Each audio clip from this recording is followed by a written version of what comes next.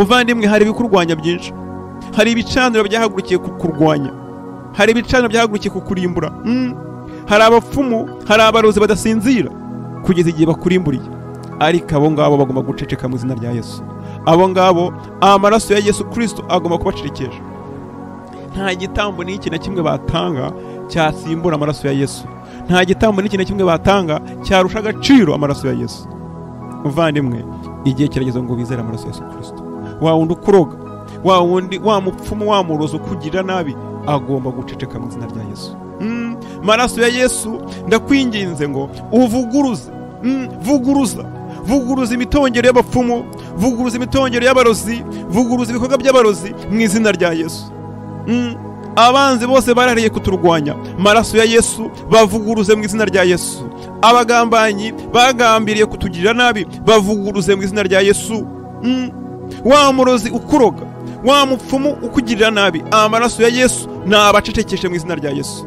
Amaraso ya Yesu nabagamburuze, amaraso ya Yesu nabavuguruze mu izina ry'Umwami Yesu Kristo. Muvandimwe, nta mupfumu n'uyu n'umwe warenga amaraso ya Yesu, nta murozi n'uyu n'umwe warenga amaraso ya Yesu. Amaraso ya Yesu nabavuguruze ngo batange ibitambo, ibyo birabareba.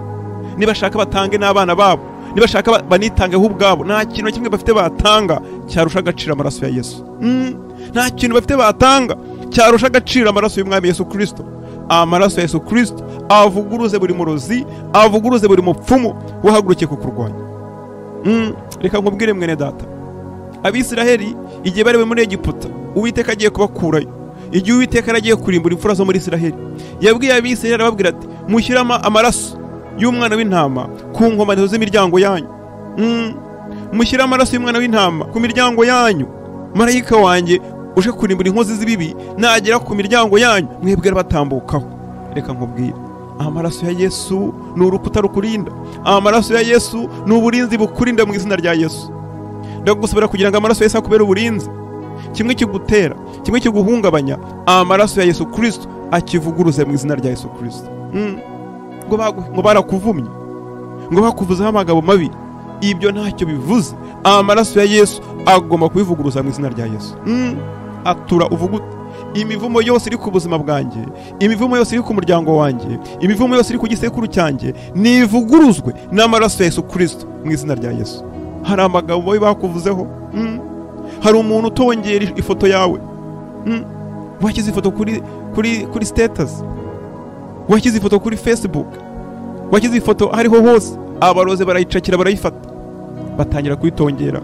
Umunsi bayifatiye ubuzima bwawe bwabaye bubi, umunsi bayifatiye akazi kawe kabaye nabi, akazi karakwangiye, mu kazi barakwirukanye, ababosi ukorera batangiye kugutoteza, business yawe yatangiye kugenda bigura intege.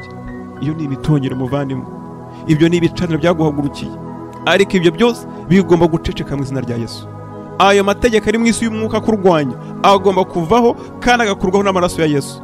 Aturira isengesho uvuguta, maraso ya Yesu, mbaraga z'amaraso ya Yesu, vuguruza imivumo yose, vuguruza imitongero yose, vuguruza ibibi byose biri ku buzima bwanjye mu izina rya Yesu. Amaraso ya Yesu muvandimwe ni intwari gutabara mu izina rya Yesu. Ijambo ry'Imana rirambwira ngo Umwami Yesu yadukuye imivumo yari turiho kubw'igitambo dutangiye ku musaraba. Amaraso ya Yesu agukureho imivumo yose, agukureho amagambo mabi yose bakuvuzeho, agukureho ibi byose bakuvuzeho mu izina rya Yesu.